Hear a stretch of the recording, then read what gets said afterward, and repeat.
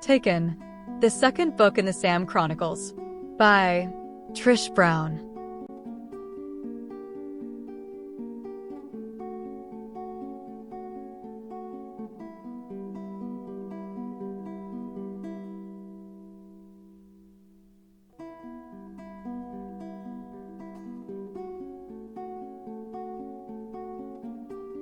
In Taken, Dr. Saveearth refurbishes Sam's AI bod suit after her demise at the hands of Ripper, an assassin sent to eliminate the two 11-year-old AIs.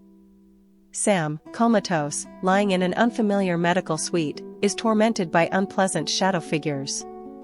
In the meantime, Dr. Saveearth has uploaded fake school memories into Sam's neuro chip, before installing both Sam's and Mirror Girl's unadulterated neuro chips into their new 16-year-old AI synthetic shells. It's like algebra. Simple. What you do to one, you must do to the other. However, there was a witness. A sympathetic witness who could not bring himself to remain on Dr. Saveearth's side when it came to helpless children. Mirror Girl helps Sam escape Dr. Saveearth's compound but has issues with an unstable Sam conforming to reality, which gets in the way of completing their mission, to find the taken scientists. Ultimately, they save a woman, Dr. Louise Gunderson, from being taken. She proves to be invaluable in helping with Sam's emotional snags. Now, with Dr. Gunderson on board, they are much closer to finding the missing scientists, but are sidetracked again when they are betrayed by an ally.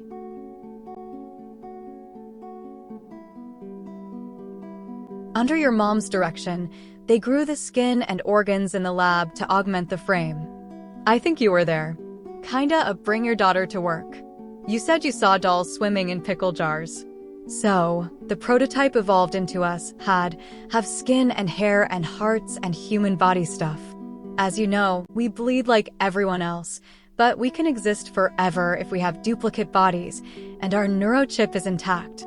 A little simplistic, I know, sorry, I am not a scientist, and I did not have a lot of time to rummage through his papers. I was more concerned about emancipating you. Besides, I was only a little 11-year-old kid. Mirror Girl winked at Sam. So, the three of them were designing a synthetic, a type of human being that could employ social and language skills, empathy, and physicality. The neurochip would interface with the Syn body. At the time, when they were just beginning their research, neuro implants were a thing, the end-all be-all. Doctors implanted them in patients with spinal cord injuries, expecting the implant to improve their patients' fine motor control. But your parents and Dr. Saveearth took that basic science far beyond that. Their science was forefront, mostly due to your mom's brilliance. She envisioned that their Syn and neurochip technology would incorporate the best of two worlds, the biophysiology and anatomy of a human and the superior intellect of machine learning. They had the prototype and they loved me. Sam insisted. Sam, please mind speak. You are way too loud, and we need to start concentrating on our MIB friends. Besides, your vocals are grating.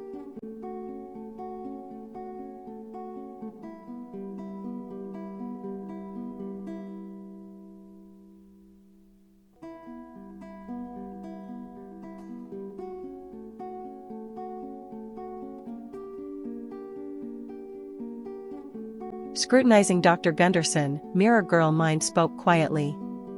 Yes, we do have modest gifts.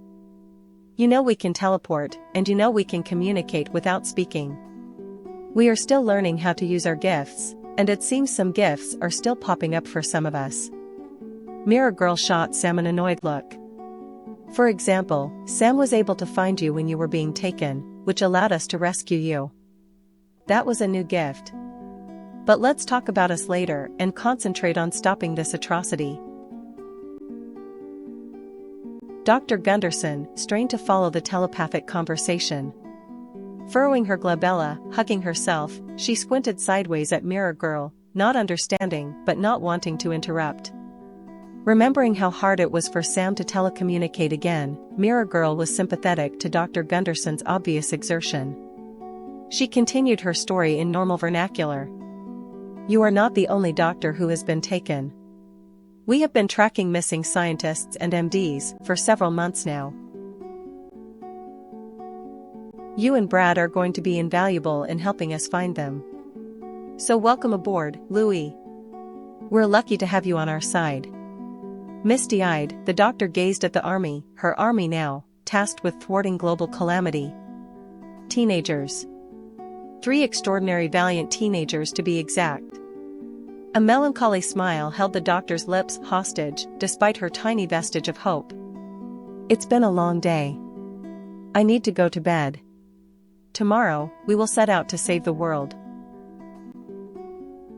Popping into sight, Sam scanned the scene before her.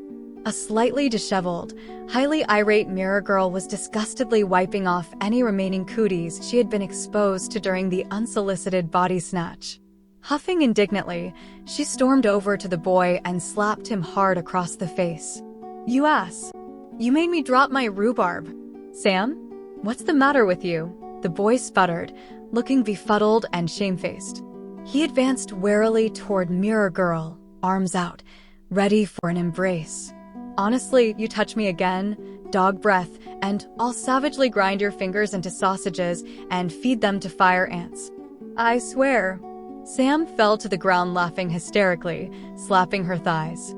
"You guys are a hoot. Please stop. My guts hurt from laughing so hard. I can't take it anymore." Looking from one to the other, Mirror Girl snorted.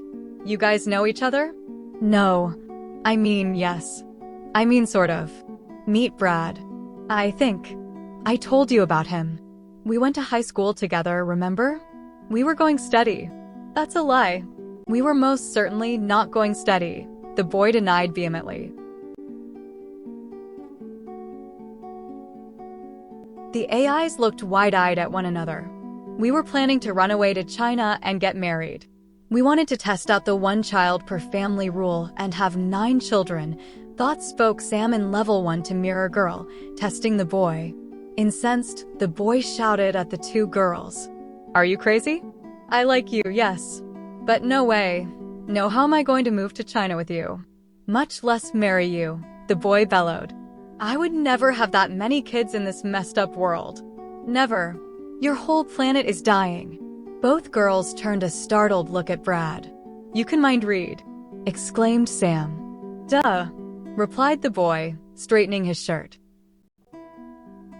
It took all her willpower, but the doctor forced herself to stand up. She searched Mirror Girl's face again, seeking reassurance, and then stiffly walked into the vortex to join the girls. Standing between Sam and Mirror Girl, Dr. Gunderson thought to herself, "I'll need my head examined and a stiff drink when this is all over. Maybe 4. "That can be arranged, doctor," Sam intoned while looking at no one. "We don't have any liquor at home, but I know a bum at the corner liquor store who buys wine for pretty, thirsty underage girls for $1 or $2. I can't help you with the shrink, though. Sorry." Dr. Gunderson gasped in horror and edged closer to Mirror Girl. I think she likes you. She really likes you. You're so good at making new friends." Giving Sam a side-eye, Mirror Girl placed her arm protectively on Dr. Gunderson's shoulder. "You are a bad girl, Sam. When we get home, go to your room." And so, the beginning begins again. After the Ripper battle, after the Frankenstein medical intervention, after all the bogus memory implants, after the new 16-year-old AI bod suit, and after the Mirror Girl rescue.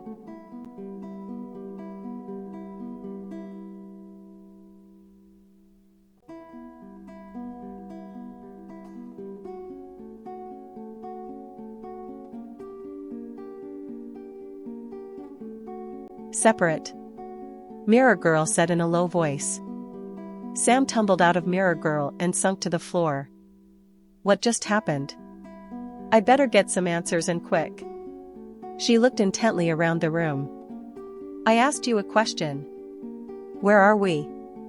1 minute my Brad is smiling at me, the next I'm on a cold stainless steel table, then armed blockheads try to kill me, and now, you propel me against my will through this crazy snow globe. Well, answered Mirror Girl, if I tell you now, you will not believe me. Seriously, I never realized you could be so helpless. Adorable.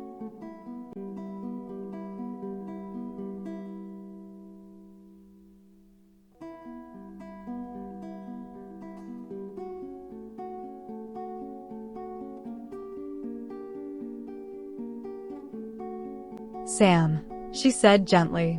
We're home. Please make an effort to remember.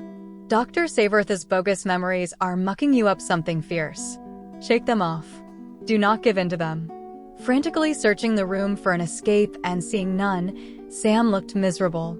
Look, whatever your name is. Okay. I want to go home now. Sam advanced menacingly toward Mirror Girl, fists balled up. You know I can take you. You are home. This safe house is our home now. Sit down. Listen. AG-11, history, remember. Knocked backward by befuddling visions, Sam gasped. The vitality of the visions rendered her incapacitated. Astounding images flashed through her mind. The images were disjointed and linked to feelings, moods, smells, and sounds. Sam was mesmerized. Wait, something's wrong. Mother is not my mother. Gasping, Sam clutched her abdomen. The searing pain left her breathless. Looking down, she saw blood spilling down her favorite blue dress. I'm bleeding out. Ripper shredded me. She watched Bob tumble in slow motion into the pool of her blood. Eyes wide, disjointed visions rudely poked the fringe of her consciousness. She felt as an eternity had passed in a split second, then fizzled disjointedly away, leaving a ghostly familiar aftermath. Familiar yet inexplicable scenes flooded her consciousness. She saw the new Arizona witch house and yellow bedroom. I hate yellow. She giggled as she remembered Mother getting arrested for her ill treatment of herself and Bob. Served her right for making me and Bob move to Arizona. Sam got up and walked over to the mirror. Glaring at her reflection with tight, pursed lips, she searched for her soul, her identity below the skin surface, as if she had never seen her face before. Exhaling forcefully, she grabbed a fist full of hair and a pair of scissors and furiously lobbed off luxurious long red curls. First one handful, then another. Still unsated, she continued to violently hack away. Grabbing the remaining shafts of hair, she chopped them off without mercy. Volumes of red corkscrews lay discarded on the floor. Satisfied by the heap of massacred curls, she ran her fingers through her new spike. All I want is to be normal, go to high school, and have a boyfriend or two. That's all. My life would be much better if I was human again. I didn't ask for any of this. Now I'm just half a monster. They tell me I have to improve my temperament, use my mind voice, find the taken scientists. Not my jam people. They constantly rag at me that what happened was a gift. There was design in my death. Just make the best of it. They say, be the gift to the world that your parents envisioned. They say, make a difference. Save the world. They say, 2 extra. Bet my murdered parents never in their wildest dreams anticipated that I'd be driving one of their AI synthetic bod suits. Twice. Ironic, right? Their brilliant cutting-edge technology trapped me forever. I have cool superpowers, yes, but I don't want them. I want to go to prom.